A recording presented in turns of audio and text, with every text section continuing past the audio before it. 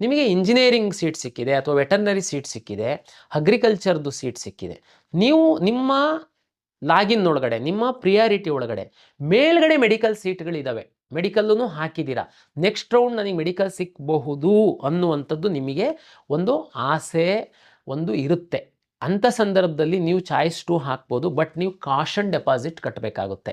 1,00,000 ರೂಪಾಯಿ caution deposit ಕಟ್ಟಬೇಕಾಗುತ್ತೆ. ಅಂದರೆ ಮಾತ್ರ ನಿಮ್ಮ ಲಾಗಿನ್ ಒಳಗಡೆ ನಿಮ್ಮ ಚಾಯ್ಸ್ 2ಕ್ಕಿಂತ ಚಾಯ್ಸ್ 2 ಹಾಕಿದಾಗ ನಿಮಗೇನು ಅಲರ್ಟ್ ಆಗಿರೋ ಸೀಟ್ಗಿಂತ ಮೇಲ್ಗಡೆ ಮೆಡಿಕಲ್ ಸೀಟ್ಗಳಿತ್ತು ಅಂತಂದರೆ ಕಾಷನ್ ಡೆಪಾಸಿಟ್ ಕಟ್ಟಿದವರಿಗೆ ನಾವು ಅವಕಾಶ ಮಾಡಿಕೊಡ್ತೀವಿ.